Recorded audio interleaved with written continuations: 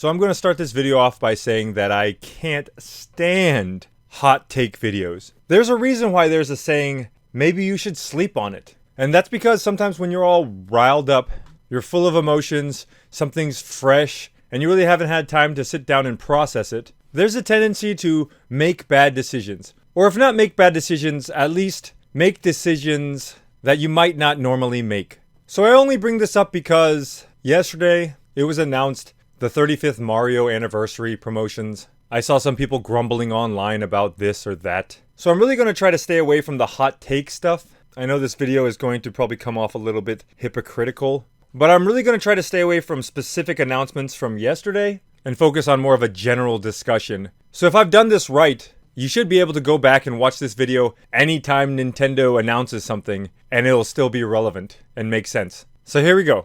So first off, the limited thing. The reason why I decided to make this video, I was at the grocery store this morning and my cashier and bagger were having a discussion about how Nintendo always does its fans wrong. They were appalled at how Nintendo would release a video game, but only for a limited time. If you don't buy it by this date, you'll never have another opportunity again. So I think that's a gross misinterpretation of what was said yesterday. It sounds like the physical copies are definitely going to be limited. And when mentioning the digital copy, they say limited time, but I assume that's just going to be the package or something. Because when you actually sit down and think about it in a calm and rational state of mind, there's no way that they're going to put all that time and effort into getting a game ready for release just so they can sell it for a few months. I mean, maybe I'm wrong, but what company would actually do that? Bottom line is that they're going to want to make money, and those are products that are going to make them money. You don't think that by the time the next holiday season rolls around, they'll be available again?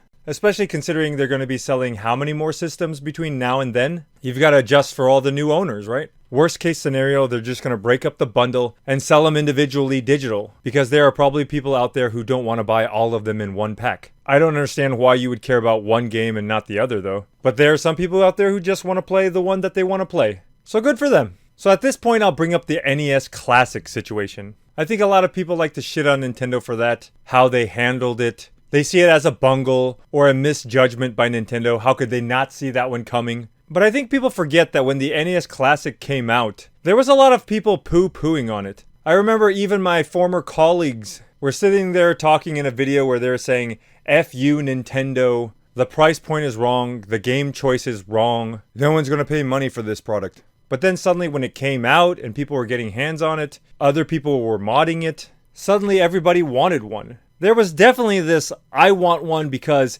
everybody else wants one mentality going around. You wanted to be one of the cool kids, and then there was this group who all wanted to get together and bitch about it, saying stuff like, oh man, I want one so bad, but man, it's so messed up how they handled this. So one thing I've learned from all the job experience I've had dealing with people is that people aren't always upfront with what they say. This is not to say that they're malicious liars or pathological liars, but just because they say they want something doesn't mean they actually want it. So I'll give you an example. Back when the Switch came out, I had pre-ordered one online to ship to my house. The shipping was delayed, so I wasn't going to get it on launch day. So I went to my local retailer and waited for the midnight release. Long story short, I ended up with an extra Switch. And for the next 6 months, every time I ran into a friend who was saying, oh, it's so hard to get a Nintendo Switch, I can't believe Nintendo screwed their fans over again. I want one so bad, but I just can't find one. I replied, well, I have one in hand right now. I will sell it to you, and I will sell it to you at cost.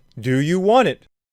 Most times the response was, oh, I just don't have the money right now. Maybe if I saved up the money. Okay, so you can't afford it. Or you don't actually want to spend $300 on a game system. So you don't actually want it. You're just talking like you really want one. And I'm telling you, this happens all the time with people. It's the same reason why initially at GameStop you could just pre-order games without having to put money down. But then they started requiring a deposit because they learned that people will just pre-order anything if they don't have to put money down. You couldn't really gauge someone's interest unless you required some sort of commitment with it. And I'm telling you right now, this is the same phenomenon that happens every time Nintendo releases something. I mean, this is an honest question. How many of you guys actually bought an NES Classic? How many of you guys got good usage out of it? Or still even use it today? And how many of you guys wanted one but couldn't find one? Are some of you still looking? I'm really curious as to see what the responses are. For the current situation, If you really do want this physical release package, you know the time frame, you know when the cutoff date is. I think you can come up with the money by then, so get to it. You literally have all the information you need to take control of your own destiny right now. So stop blaming it on Nintendo. I know there are some people who don't keep up with video game news or video game websites,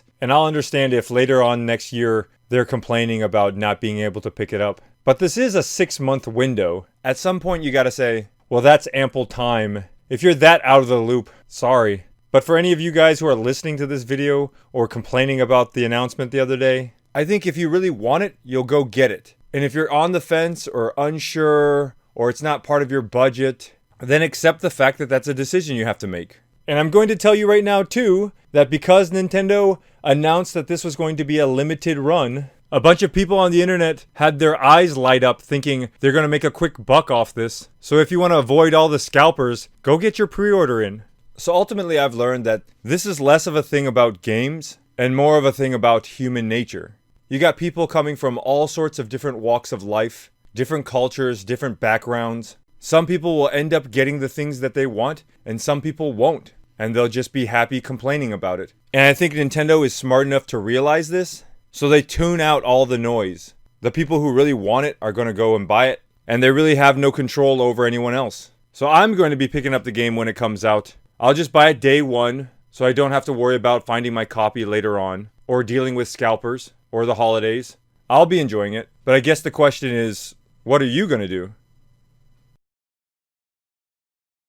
Oh, and on a side note, I forgot to give an ending to my story that I had. That extra Switch that I had, it ended up going unsold. I must have run into like 6 or 8 friends, all of them saying that they wanted one so bad, and all of them saying that they couldn't find one, but none of them taking me up on my offer. I know that I probably could have sold it online, or I could have just stood outside of a Best Buy and somebody would have bought it. But I really wasn't trying to make money off of it, and I didn't want it to fall into the wrong hands to somebody who was maybe going to try to flip it for a profit. So I ended up just incorporating it into an interview I was having with one of my favorite Japanese groups. Here's the reaction.